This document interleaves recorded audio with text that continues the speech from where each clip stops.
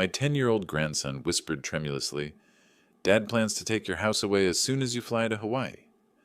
The betrayal by my son-in-law, who had been living off me for years, hit me like a hammer blow. I immediately canceled my vacation and began my hunt. A week later, the unthinkable happened. Revenge that turned everything upside down. Before we continue, please subscribe to the channel and write in the comments what time it is where you are now. Wesley raised his wine glass, grinning like he'd already won something. To family and to Orval's Hawaiian adventure. 2 weeks of beaches and relaxation. You've earned it after all those years on the bench. I lifted my glass, watching him over the rim. That smile didn't reach his eyes. "And don't worry about the house," Wesley continued, leaning back in his chair, my chair at my table, with a familiarity that suddenly felt invasive. "We'll keep everything running smoothly." "I appreciate that, Wesley," I said, setting down my glass. Across from me, Celeste laughed too loudly at something her husband hadn't quite finished saying. My daughter twisted her napkin into a rope, her gaze fixed somewhere near the salt shaker. Never on me. She touched her wedding ring, spinning it around her finger in quick, nervous circles. Tyler pushed pepperoni across his plate, his favorite pizza, untouched. "Dad, you did remember to set up the mail hold, right?" Celeste asked, her voice pitched higher than normal. "And the plant watering? We can handle all that for you." "I've traveled before, Celeste. I know the routine." Wesley checked his phone, third time in 10 minutes. He ran his hand along the back of his chair, almost proprietary, then glanced at his watch. Celeste reached for her water glass. Missed, had to steady it with both hands. Something was wrong. 30 years on the bench teaches you to watch without appearing to watch. Read the room. Spot the lie before it's spoken.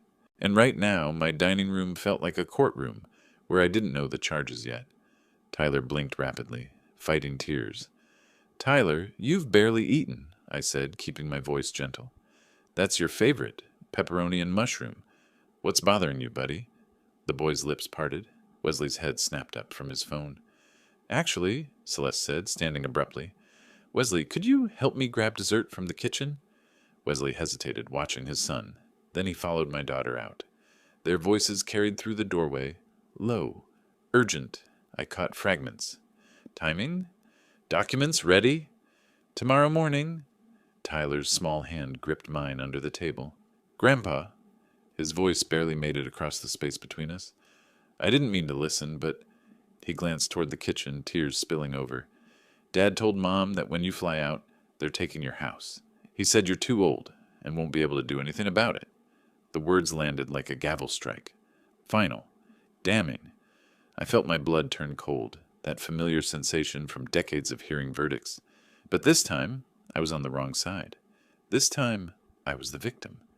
"Tyler," I squeezed his hand, "everything will be okay." Footsteps approached. I released Tyler's hand, picked up my fork, cut into the pizza I could no longer taste. My face remained neutral, calm, exactly how it had looked through 1,000 trials. "Everything okay out here?" Wesley asked, eyes narrowing at his son. "Tyler, you feeling all right, sport?" "He's fine, just tired. School starts soon, doesn't it?" Celeste hustled Tyler toward the stairs moments later, her hand firm on his shoulder. The boy looked back at me once, his expression caught between fear and hope. Wesley headed for the guest room, his office now. I followed at a distance, watched him grab his briefcase. He held it close, protective, a lawyer guarding evidence. At the front door, Wesley turned back. "Enjoy paradise, Orval. When you get back, who knows? Maybe we'll have some surprises for you." I met his gaze. "I'm sure you will, Wesley. I'm sure you will." The door closed. Their footsteps retreated upstairs to the master suite that had been mine and Eleanor's for 30 years before she passed. Now it belonged to them. Everything belonged to them, apparently. I stood alone in the dining room. 4 place settings, 3 empty wine glasses, Tyler's uneaten pizza. My family had just plotted against me in my own home, under my own roof, while eating food I'd paid for at a table I'd owned longer than Wesley had been alive. I walked to the window, watched the upstairs lights flick on. Wesley's laugh filtered down through the walls. Loud, triumphant. He thought he'd won. Upstairs, I heard movement, water running, Celeste's voice muffled. Tyler's door closing. They were settling in for the night. Comfortable. Confident. Wesley had no idea what was coming. I didn't sleep that night. Couldn't. Instead, I sat in my study, Tyler's words echoing, "They're taking your house. You're too old to do anything about it." Wesley was wrong, about the second part, anyway. At 6 in the morning, I called the airline. The representative sounded cheerful, apologetic about the cancellation fee. $1,200 gone. I didn't care. Money meant nothing if I had no home to return to.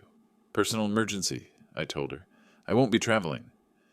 By 8 o'clock, I was in the kitchen scrambling eggs when Celeste appeared. She startled at finding me there. "Dad, I thought you'd have left for the airport by now." "Flight's not until noon." I kept my voice easy, unremarkable.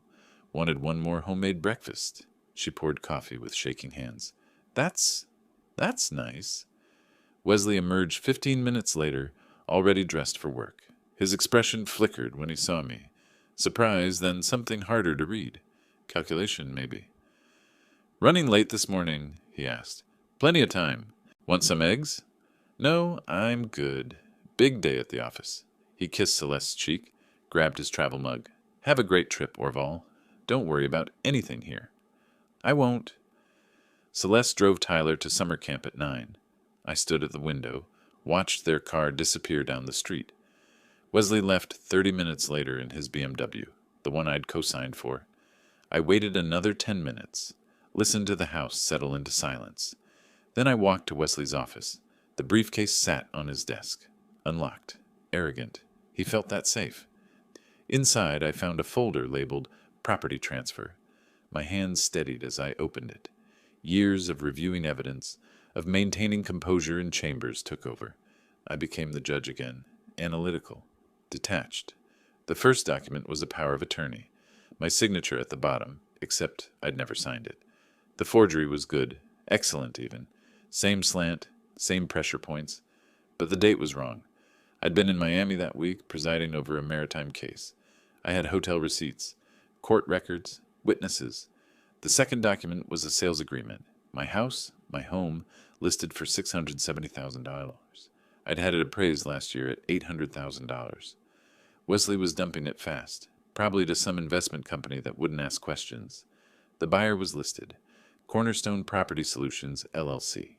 Closing date, 3 days from now. 3 days. He'd planned to have it finished before I returned from Hawaii. I photographed every page with my phone. The forged POA, the sales agreement, the escrow instructions, Wesley's handwriting in the margins, calculating his cut, notes about wire transfers and offshore accounts. In 30 years of presiding over fraud cases, I'd seen every scheme imaginable, and this one, my own son-in-law forging documents to steal my home, ranked among the most brazen. I returned everything exactly as I'd found it, closed the briefcase, left the office. Back in my study, I examined the photos. The evidence was clear, prosecutable. I could call the police right now, have Wesley arrested by noon, but that wasn't enough. An arrest meant lawyers, trials, delays. It meant Celeste posting bail, Wesley manipulating her, months of legal maneuvering, and at the end, maybe a conviction, maybe not. Juries were unpredictable. I'd seen guilty men walk free on technicalities. No, this required something different, something complete. Wesley wanted to strip me of everything. Fine, I'd return the favor. I picked up my phone, searched for notary services in St. Petersburg, found one with good reviews. Volkov Notary Services. Professional. Independent. Available today. My hand hovered over the call button. Once I made this move, there was no going back. This wasn't about law anymore. This was about justice, the kind that doesn't come from courtrooms. I pressed dial. Volkov Notary Services. "My name is Orval Wallace," I said. "I need to make a statement under oath. Today, before someone tries to forge my signature again." Wesley's fork froze midair when I walked into the kitchen. "Orval," his voice pitched higher than normal, "I thought you'd be over the Pacific by now. What happened?" I poured coffee with steady hands, took my usual seat at the breakfast table. "Didn't feel right yesterday. Decided to postpone a couple weeks." The color drained from his face. He set down the fork, forced a smile that looked more like a grimace. "Are you okay? Should you see a doctor?" "I'm fine. just needed more time to prepare. Celeste appeared in the doorway, dish towel twisted in her hands. She glanced between us, reading the tension. "But you've been planning this for months." Wesley leaned forward, aggressive now. "The reservation, the hotel." "I've made my decision, Wesley." He tried 3 more times over breakfast. Different angles. First concern about my health. Then guilt about wasting money. Finally, practical arguments about perfect weather windows and hotel policies. "It seems like a waste," is all I'm saying. "You've been looking forward to this. Celeste and I can handle everything here." I looked at him over the rim of my coffee mug. "I'm sure you had plans for my absence?" "Just house sitting, too quick, too defensive, making sure everything runs smoothly." "How thoughtful." I'd watched enough witnesses squirm on the stand to recognize panic. Wesley was drowning, and he knew it. That forged power of attorney in his office, dated yesterday, the day I was supposed to be leaving, now worthless. His entire timeline had collapsed. At 10 o'clock, I drove downtown to a small office on Central Avenue. Professional brass nameplate. Richard Volkoff, Notary Public. The man who greeted me was maybe 50, precise in his movements, reading glasses perched on his nose. He listened while I explained what I needed. "This is unusual," he said, setting down his pen. "You're making a statement that you've never executed a power of attorney." "That's correct. I have reason to believe someone may attempt to use forged documents in my name." His expression shifted. Professional concern replaced routine politeness. "That's a serious allegation. Have you contacted the authorities?" "I'm building a case first. I need documentation that I never authorized any such documents." Volkoff nodded slowly. "I'll certify this with today's date and time. Keep multiple copies." I watched him type the statement, print it on official letterhead, apply his seal and embosser. The thump of the stamp was satisfying. First concrete protection in place. He handed me 3 copies. "If anyone tries to use a power of attorney in your name, this proves it's fraudulent." "That's exactly what I need." Linda Saunders' law office occupied the 3rd floor of a building overlooking the waterfront. Estate planning certificates lined the walls. She offered coffee, which I declined, and then got straight to business. "You mentioned on the phone you had questions about property rights." "My daughter and son-in-law live with me," I said. "They pay no rent, no formal lease. I'd like to know my options for removing them from my home." She pulled a legal pad closer, made notes. "Florida law is clear. It's your property. Adult children living there without a lease are considered tenants at will. And I can terminate that will 15 days written notice. If they refuse to leave, you file for eviction. Given no lease and no rent payments, the court will side with you." "How long does the eviction process take?" "In Pinellas County? If uncontested, 3 to 4 weeks total. If contested, maybe 6. I filed that information away. Weapons in the arsenal. "One more thing," I said. "What about protecting assets from fraud?" Saunders looked at me carefully. "Is someone attempting to defraud you?" "Possibly. I'm taking preventative measures. Document everything. If you have evidence of fraud, file a police report. The sooner the better."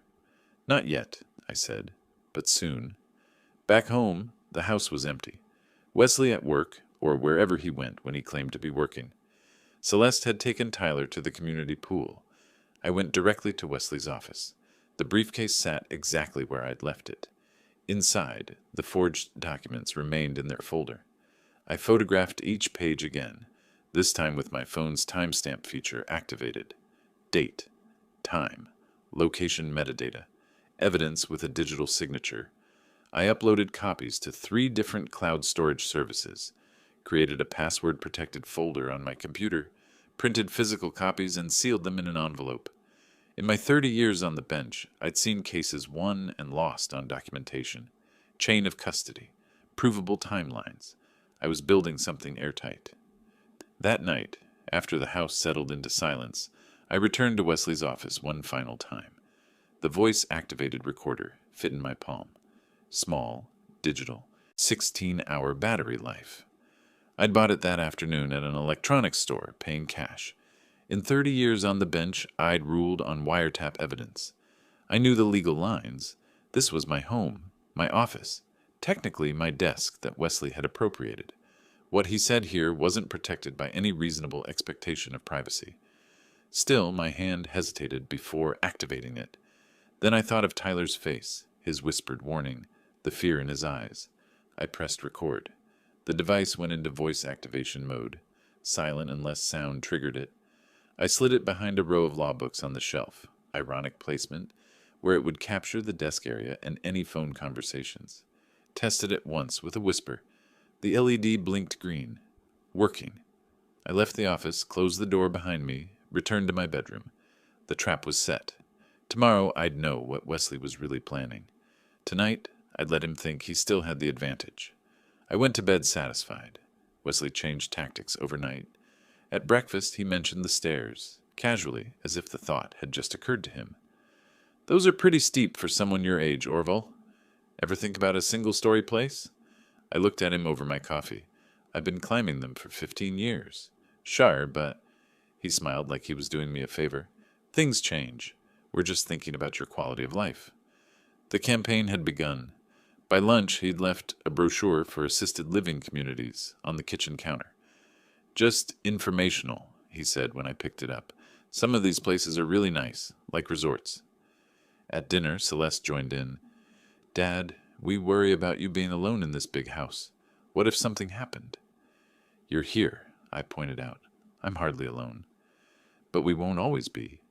Wesley again, cutting his steak with deliberate precision. "Tyler's getting older. We've been thinking about getting our own place. Then what?" I set down my fork. "Are you planning to move out, Wesley?" "Eventually. Everyone does.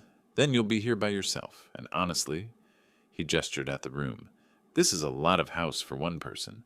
I'll manage." "Will you, though?" He leaned forward. "I saw you struggling with those boxes in the garage last week. Heavy lifting at your age isn't smart." "I wasn't struggling. You looked unsteady." My jaw tightened. 30 years of maintaining courtroom composure kept my voice level. "I appreciate your concern, Wesley, but I'm perfectly capable of managing my own affairs. For now, maybe."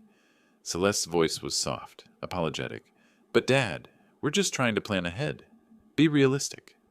Realistic. The word hung in the air between us. Tyler pushed peas around his plate, eyes fixed downward. The boy hadn't looked at me directly all evening. "This conversation is over," I said. Wesley exchanged a glance with Celeste. Some unspoken communication passed between them. "We're just trying to help," he said finally. "That's all?" After dinner, I heard them in the living room. Whispered conversation punctuated by the clicking of a laptop keyboard. I walked past, casual, caught a glimpse of the screen. Real estate listings, condominiums, 55 and older communities. They were shopping for my future home. At midnight, when the house had been dark and quiet for over an hour, I retrieved the recorder from Wesley's office. Back in my study, door locked, I plugged it into my computer. The file was 30 minutes long. Recorded around 7 p.m., while we'd been having dinner. Wesley's voice came through clearly. "Collapsed. The POA's dated wrong. He postponed the whole trip." Silence while the other person spoke. Then Wesley again. "I know, Mark, I know. But we're out of time here. The second mortgage payment is due in 10 days. $85,000. My breath caught. Second mortgage? On my house? "What choice do I have?" Wesley's voice rose, frustrated. "We either move forward, or I lose everything. The business. The car. All of it." More silence. "Plan B. Yeah. Get him declared incompetent. If we can demonstrate he's not capable of managing his affairs, we can petition for guardianship." Ice ran down my spine. "It's not that hard. Missed medications, confusion, memory problems. We document everything, build a case. 3 months, maybe 4. Then we have legal authority to sell." I gripped the edge of my desk. "A nursing home, probably. Someplace nice. He'd be taken care of. We'd have power of attorney that's actually legal this time. Sell the house, pay off the debts. Everyone wins." Everyone wins. Everyone except me. Erased from my own life, institutionalized, stripped of autonomy, while Wesley sold my home and pocketed the proceeds. "I'm not backing down from this, Mark. We're too far in. Just trust me. I'll make it work." The call ended. The recording continued for another minute. Shuffling papers, a chair scraping, then silence. I sat in my study until 2 a.m., listening to that recording 3 more times. Each word carved itself into my memory. Get him declared incompetent. Nursing home. Build a case. Wesley wasn't just after my house. He wanted to erase me completely. For 3 years, I'd provided my daughter and her husband with free housing, asking nothing in return except basic respect, and in exchange they'd plotted to institutionalize me and steal everything I'd worked for. The debt surprised me, $85,000 on a second mortgage. I'd never signed authorization for that either. Another forgery, another crime. But the incompetency plan, that was worse than theft. That was personal degradation, public humiliation, the kind of revenge I'd seen destroy people in court. Not me, not ever. I saved the recording to my phone, my computer, 3 cloud services, made it permanent, indestructible. Morning couldn't come fast enough. I had calls to make. The first one would be to Linda Saunders, the property attorney. Time to serve notice. Morning light found me at my desk, the recording still on my phone, Wesley's voice still in my head. Get him declared incompetent. Nursing home. I'd planned to serve eviction notice today. 15 days, then they'd be gone. But that recording changed things. Wesley wasn't just stealing, he was desperate. $85,000 in debt. A second mortgage I'd never authorized, another forgery I'd need to investigate, and desperation made people sloppy. Made them reach for bigger scores, involve more people, create more evidence. I could evict him now, or I could use his greed against him. The choice was obvious. At 9:30, I placed my bank statement on the coffee table in the living room. Navy blue logo, account summary clearly visible, checking account balance, $450,000. I arranged it carefully, isolated it from other papers, made sure anyone entering would see it immediately. Then I walked to the kitchen for coffee. 2 minutes later, Wesley appeared. I watched from the doorway, staying out of sight. He stopped when he saw the document, leaned closer, his eyes widened. He glanced toward the kitchen, pulled out his phone, snapped a picture, stepped back quickly. I counted to 5, then walked in carrying my mug. Morning, Wesley. He jumped slightly. Orval! Morning. Beautiful day.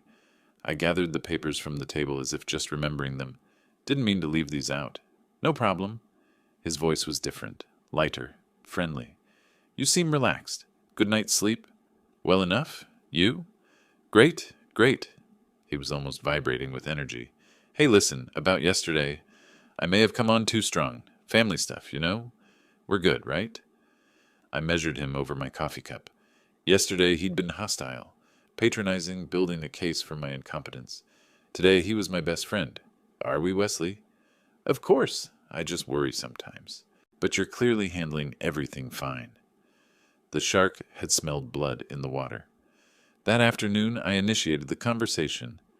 I've been thinking about my finances, I said, finding him in the living room. All that money just sitting in the bank. Inflation eating at it. Real estate might be smarter. Rental income, appreciation. Wesley nearly dropped his iPad. Absolutely. That's actually brilliant timing. The market right now, I'm in real estate, you know. There are some incredible opportunities. I don't know much about investment properties. That's what I'm here for. He leaned forward, eager. I handle this professionally. I could show you some options, walk you through everything. Returns are excellent right now. I let uncertainty show on my face. It's a lot of money to risk. Investment isn't risk if you know what you're doing. And I do. He pulled up listings on his tablet. Look, here's a 3-bedroom in Gulfport. Solid rental market. Or this duplex in Largo, 2 tenants, double income. These look expensive. That's what it takes to make real money. But with $450,000 to invest, you could... He caught himself. I mean, depending on your budget. I said nothing. Let him wonder if I'd noticed. Just let me show you a few properties, he continued. No commitment. Then you can decide. I should probably run this by my financial advisor first. Get a professional opinion. His face tightened. Brief flash of panic before the smile returned. Sure, of course, but these opportunities don't last long. Good properties move fast. And honestly, Orval, financial advisors charge hefty fees just to tell you what any decent real estate agent already knows. Maybe. I'll think about it. Just a look, that's all I'm asking. I pretended to consider. All right, show me what you have in mind. The relief on his face was almost comical. At 3 o'clock, I drove to the Pinellas County Prosecutor's office downtown. 7th floor, Assistant District Attorney Maria Chen. I slid the documents across her desk. Forged power of attorney. Sales agreement. Timeline of events typed in precise legal format. Old habits. Chen examined each page carefully. Mr. Wallace, this is clear forgery. Identity theft. Attempted fraud. Multiple felonies. We can arrest him today. I don't want arrests yet. She looked up, surprised. Why not? He's not working alone. There's a financial partner, possibly others. If you move now, they scatter. I'll have one conviction, maybe. The rest walk free. What are you proposing? Give me 2 weeks. I'll deliver everyone involved with evidence of the full conspiracy. Then you can prosecute completely. Chen tapped her pen against the desk. That's asking a lot. If he attempts any fraud before then, you'll be the first call I make, but he won't. I'm controlling the situation. She studied me for a long moment. You were a judge. 30 years. Circuit court. It shows. She opened a case file. 2 weeks, Your Honor, but I want regular updates. You'll have them. She assigned a case number, logged the evidence. The legal machinery was ready, just waiting for my signal. That evening, I heard Wesley on the phone in his office. Excited whispers, pacing footsteps that made the floorboards creak. I didn't need the recorder to know what he was saying. His body language told the story. Urgent gestures, rapid speech, the manic energy of someone who thought they'd found salvation. $450,000 in liquid assets. A target who wanted investment advice. A score big enough to solve all his problems. He'd taken the bait completely. Through the wall, Wesley's voice carried, excited, urgent. I couldn't make out the words, but I didn't need to. I knew that tone. I'd heard it from hundreds of defendants who thought they'd found an angle, a way out, a score. I gave it 3 days. Let him think about that money. Let him plan. Let him make calls to whoever he was working with. Then I'd spring the rest of the trap. 3 days. I let Wesley sweat through 3 days of waiting, watching him grow more eager, more friendly, more desperate to close his deal. Every morning he'd casually mention real estate markets. Every afternoon he'd show me properties on his tablet. Every evening he'd pace in his office, making calls. On the 3rd day I gave him what he wanted. Wesley, I said that morning, finding him in the kitchen, let's look at those properties. His face lit up. Really? That's fantastic. I've identified 3 excellent options. When were you thinking? Today works. Perfect. Let me grab my keys. The first property was a foreclosure in Seminole. Small ranch house, peeling paint, overgrown yard. Wesley talked fast, pointing out potential. Needs cosmetic work, but structurally sound. Listed at $240. With $20,000 in renovations, you could rent it for $1,800 monthly. Great return. I walked the perimeter, noting the foreclosure notice still taped to the door. When does the legal hold clear? Wesley hesitated. Legal hold? Foreclosures can't sell until the bank processes all paperwork. Court filings, title clearance, usually takes months. Right, yes. But my contact at the bank can expedite. Your contact can't override county procedures. I photographed the foreclosure notice with my phone. Next property. The second house sat in Clearwater. Larger, better maintained, but something felt off immediately. Estate sale, Wesley explained. Owner passed away. Family wants quick sale. Listed at $290. I pulled up property records on my phone while he talked. Probate process hasn't completed. No certificate of estate administration filed. That's just paperwork. Paperwork that prevents legal title transfer? I took more photos. You can't sell what you don't legally own yet. The estate has to clear probate first. Wesley's jaw tightened. You're being very technical about this. I'm being careful with $400,000? That's just smart. Of course. The third property is much cleaner. No complications. The third house was in St. Pete Beach. 2-story, updated kitchen, decent curb appeal, listed at $380,000. This is the one, Wesley said as we pulled up. Market value, clean title, immediate availability, perfect investment property. I walked through slowly, noting details. Dated bathroom fixtures, water stains on the ceiling suggesting roof problems, carpet worn thin in high traffic areas. Who's the seller? Private owner, Mark Parker. He's relocating for work, needs quick sale. Mark, the name from the recording, Wesley's accomplice. I'd like to see comparable sales in the neighborhood. Wesley pulled them up on his tablet. Similar properties sold between 350 and 400 recently. I looked at the numbers. The comps were real, but carefully selected. Larger houses, better locations, recent renovations. This house was worth 280 at most, maybe 290 in a competitive bidding situation. Wesley and his partner were trying to pocket nearly 100,000 in markup from a man they thought was too old and too trusting to check. The price seems high, I said carefully. That's current market. Properties in this area are hot right now. I'd need my own appraisal. Absolutely, but the seller wants to move fast. If we wait too long, someone else will grab it.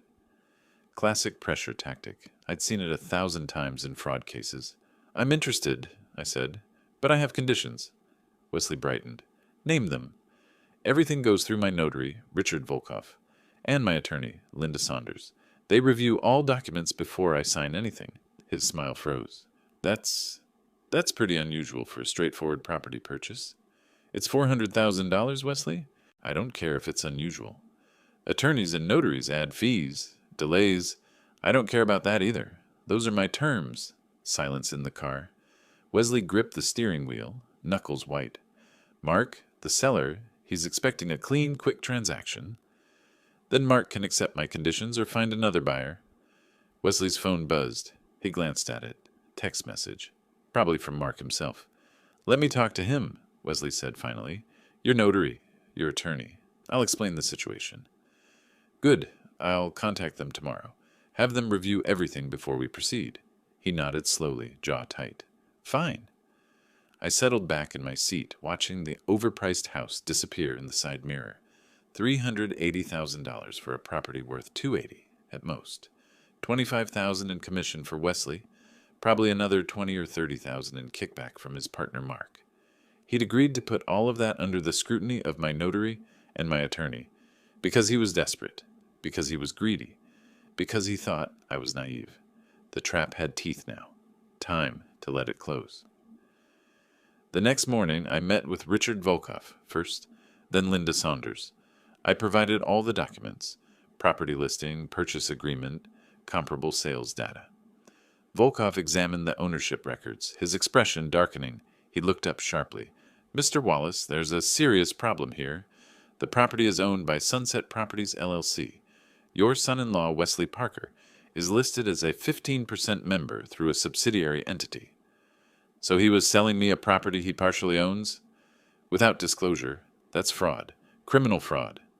Linda Saunders was equally blunt. She spread the documents across her desk, shaking her head. This isn't just unethical, it's illegal. The markup alone suggests conspiracy. Add in his ownership stake and his failure to disclose the conflict of interest, and you have multiple felonies. Can you document all of this in writing? I'll have a formal opinion ready today. And Orval, I have to report this to the State Real Estate Commission. He'll lose his license. Good. Back home, I assembled everything in my study. The forged power of attorney, property ownership documents, comparable sales showing the $100,000 fraud, the recording of Wesley plotting my institutionalization, professional legal opinions, bank statements, timeline of events. I arranged them in specific order on my desk. Prosecution methodology, building to a verdict. Tyler was at a friend's house. I'd arranged that. The boy shouldn't witness what was coming. At 6 o'clock, I called a family meeting. Wesley and Celeste entered the dining room to find me seated at the head of the table. 2 chairs positioned on either side. Nothing on the table except my folders. Sit down, I said, cold, formal. Both of you. Wesley's eyes narrowed. What's this about? Your crimes, all of them. Celeste's hand went to her throat. Dad? What? Be quiet. You'll speak when I'm finished. I opened the first folder, slid the forged power of attorney across the table. Recognize this? Your forged power of attorney. My signature, you claimed, except I never signed it. I can explain. I slid the property ownership documents. You're part owner of the property you tried to sell me for $100,000 over market value. Wesley's voice rose. That's just business. I pressed play on my phone. Wesley's voice filled the room. Get him declared incompetent. Nursing home. I don't have a choice. $85,000 in debt. The color drained from his face. Celeste started crying. I slid the professional legal opinions across. 2 attorneys confirm multiple felonies: forgery, fraud, conspiracy, breach of fiduciary duty. Silence. Just Celeste's quiet sobs. You have 2 paths, I said. First, I take this to police. Forgery carries 5 years in Florida. Real estate fraud adds more. You'll both be charged as conspirators. I let that sink in. Second path. You have 15 days to vacate my house. Completely. You sign a release of all claims to my property. I place the eviction notice on the table. Then the release form. Choose now. Wesley exploded, surged to his feet. The chair crashed backward. You can't do this. This is our home. We have rights. He leaned over the table, pointing, shouting, threatening legal battles, family exposure, counterclaims. I remained seated, hands folded, unmoved. Are you finished? Everything you just said is legally meaningless. Celeste reached across the table, fingers stretching toward me. Dad, please. We can fix this. Wesley made mistakes. Don't destroy our family. She invoked memories, teaching her to ride a bike, her mother's death, family holidays. My expression didn't change. You made your choice when you supported this scheme. You chose to betray me. But we're family. Family doesn't forge documents. Family doesn't plot institutionalization. Family doesn't steal.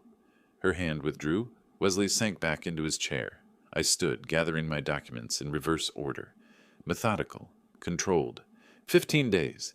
If you're not gone, I file eviction and criminal charges simultaneously. I paused at the doorway. The prosecutor already has copies of everything. I filed a complaint 4 days ago. They're ready to arrest you both. The only reason they haven't is because I asked them to wait. I walked to my study, locked the door, sat at my desk. Through the walls, I heard Wesley's rage.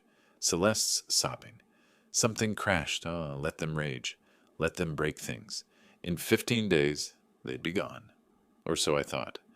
I'd underestimated Wesley's desperation once before, when I postponed Hawaii.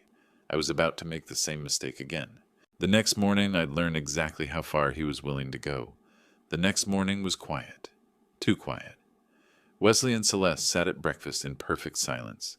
No tears from her, no rage from him. Just cold, determined calm. I should have recognized it. In 30 years on the bench, I'd seen it before. The moment a defendant stops fighting the charges and starts fighting the system. The shift from denial to strategy.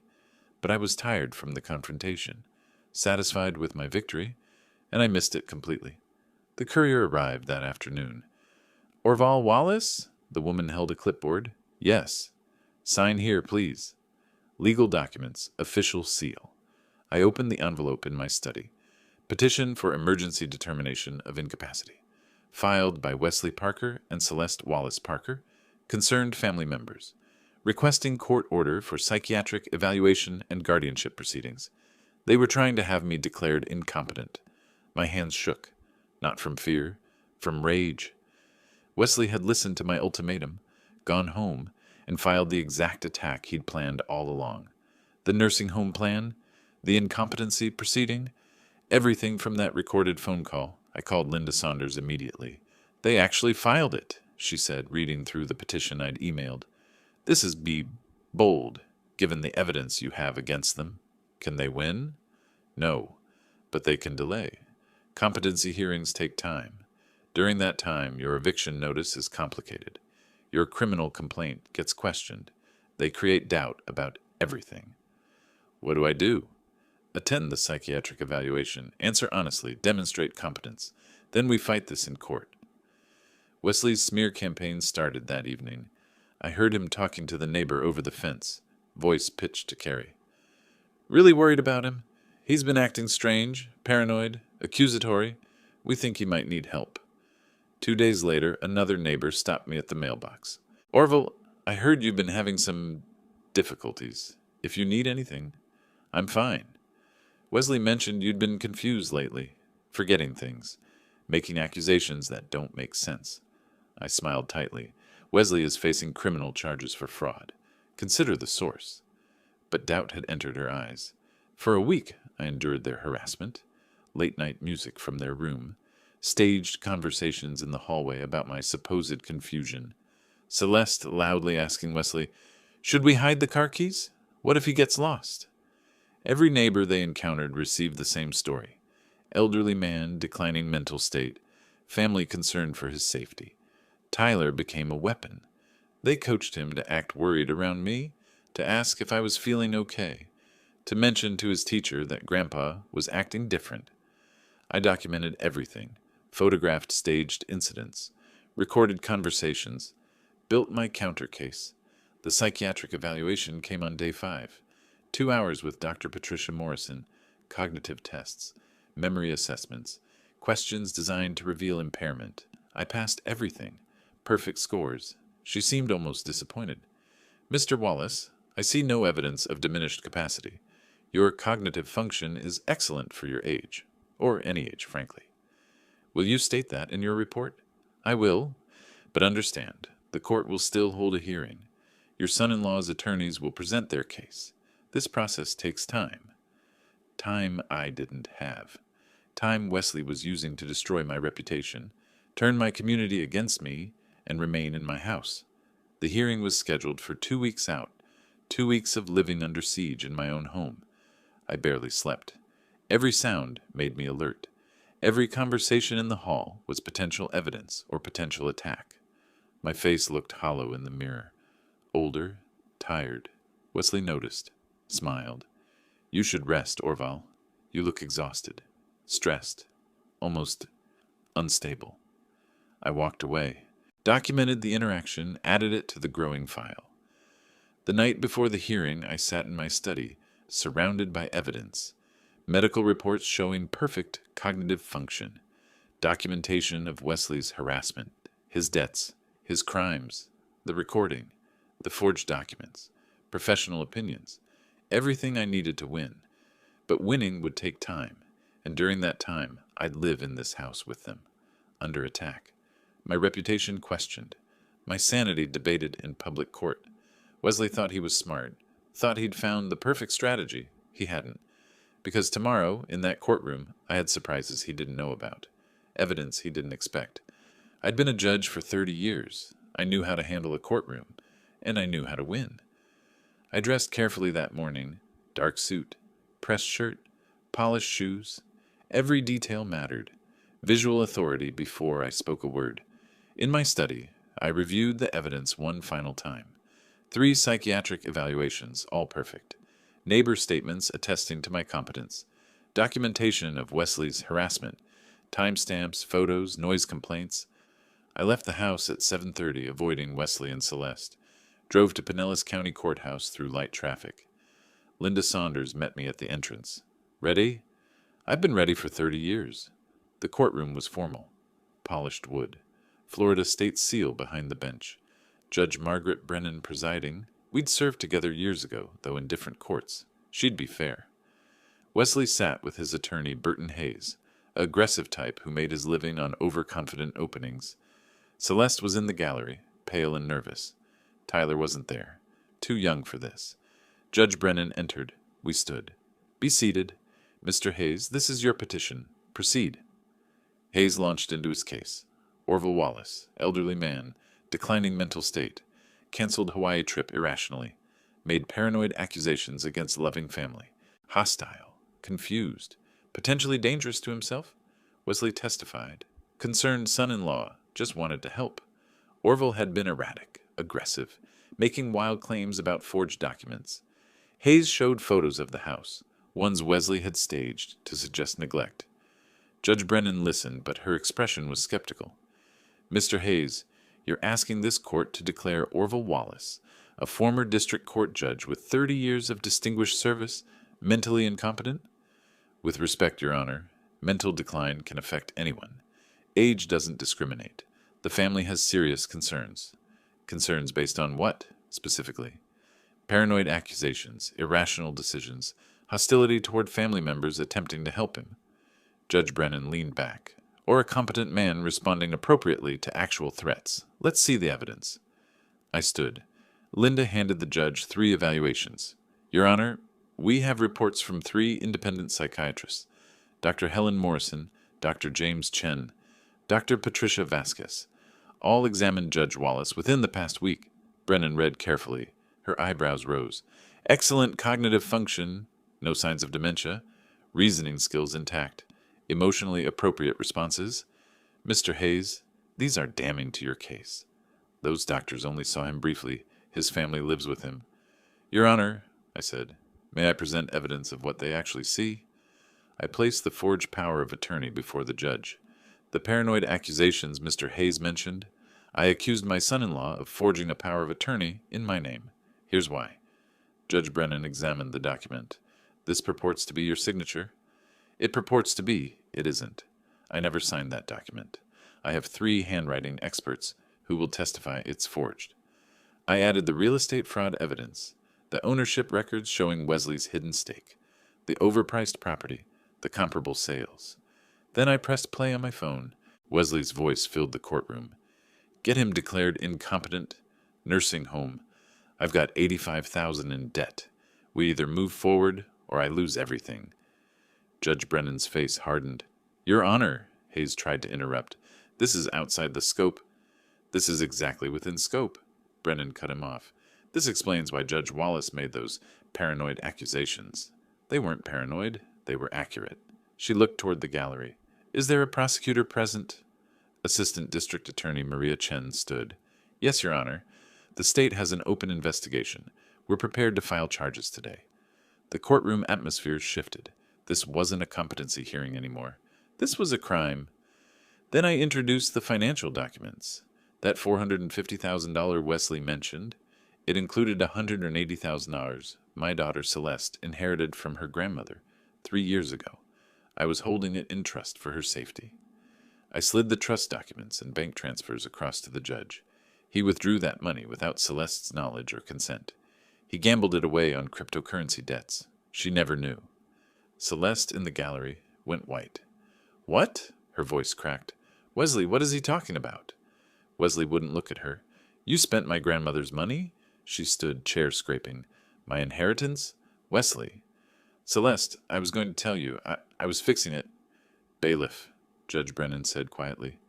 A court officer moved to Celeste's side as she started crying. Hysterical, disbelieving, they helped her from the courtroom. Her sobs echoed even after the door closed. Wesley sat frozen, staring at the table. Judge Brennan looked at me, something in her expression, respect, maybe, sympathy. We'll take a 30-minute recess. When we return, I'll rule on this petition. And Mr. Morrison, from the prosecutor's office, prepare your filing. I gathered my documents and walked out. Behind me, Wesley didn't move. 30 minutes later, we reconvened. Celeste didn't return. Wesley sat alone. Even Hayes had moved his chair slightly away. Judge Brennan entered. We stood. Be seated. She looked tired. Having reviewed all evidence presented, I find no basis whatsoever for questioning Judge Wallace's competency.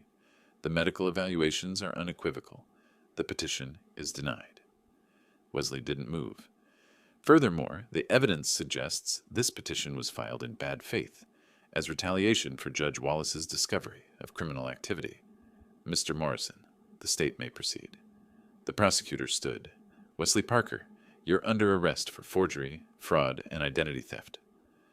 2 officers approached. Wesley stood mechanically, held out his wrists for the handcuffs. As they led him out, he looked at me once. I saw nothing in his eyes. No fight left. Outside the courthouse, Celeste waited by my car. Her face was swollen from crying. Dad! Celeste, did you know about the inheritance? I discovered it during my investigation. I'm sorry you had to learn that way. She nodded, tears starting again. I didn't know about the forgery, I swear. He told me it was a business investment, that we needed to act fast. But you knew he wanted me gone. She looked away. I don't know what I thought. That we'd help you move somewhere safer. I didn't realize. She stopped. That's not true. I knew. I just didn't want to believe it. You made your choice. I did. She met my eyes. I chose wrong. I'm filing for divorce, and I'll testify against him if the prosecutor needs me to. That's a start. Can we fix this? I considered her. My daughter. My only child. Eventually, maybe. But not now. You need to rebuild your life. Prove you've changed. She nodded. Tyler? He stays with me. When you're stable, we'll arrange visits. She didn't argue. She knew she had no ground to stand on. 3 weeks later, Tyler moved into my house properly. We converted the guest room, Wesley's former office, into his bedroom, painted it blue, bought new furniture.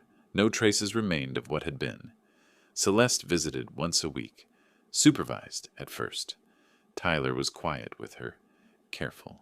Healing would take time. Wesley's trial was scheduled for October. The prosecutor had enough evidence for a dozen felonies. His attorney was negotiating a plea deal, 5 years probably, maybe 7. The house was mine again, legally, permanently. The forged documents were officially declared fraudulent. The title was clean. In late August, I rebooked the Hawaii trip, but this time I bought 2 tickets. "You sure you want to take me, Grandpa?" Tyler asked, watching me pack. "I'm sure. You deserve a vacation after everything you've been through." "Mom says she's sorry. I know she is." "Are you going to forgive her?" I paused, folding a shirt. "Someday, probably. But forgiveness doesn't mean forgetting, and it doesn't mean things go back to how they were." He thought about that. "Is that okay? That things are different?" Different isn't always bad. Sometimes it's just honest. The night before we left, I sat on my terrace watching the sunset. Tyler was inside, double-checking his suitcase for the 3rd time. I'd won everything I'd fought for: my house, my autonomy, my grandson's safety. Justice served. But the cost was my daughter, at least for now. Family fractured, trust destroyed. Years of relationship reduced to supervised visits and careful conversations. Victory in family matters never feels quite like winning. Still, Tyler appeared in the doorway, backpack already on his shoulders, though our flight wasn't until tomorrow. "Think they have good pizza in Hawaii?" he asked. "I'm sure they do." "Even better than pepperoni and mushroom?" "We'll find out together." He grinned. That smile, untainted by what his parents had done, by the courtroom revelations, by the arrests and tears. He was healing. He'd be okay. That made it worth it.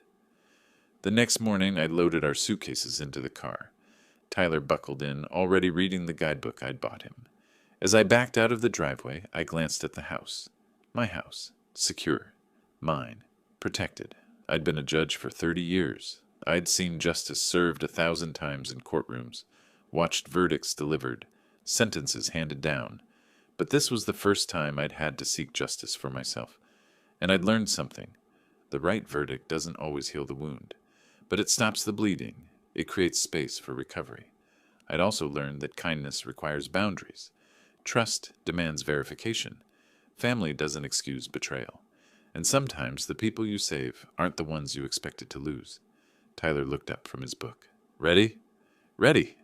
I drove toward the airport, toward Hawaii, toward whatever came next. Behind me, the house grew smaller in the rearview mirror. Ahead was healing, justice, a new beginning, and a 10-year-old boy who'd trusted me with the truth when I needed it most. That more than anything was victory. If you like this story, please like this video, subscribe to the channel, and share your impressions of this story in the comments. To listen to the next story, click on the box on the left. Thank you for watching.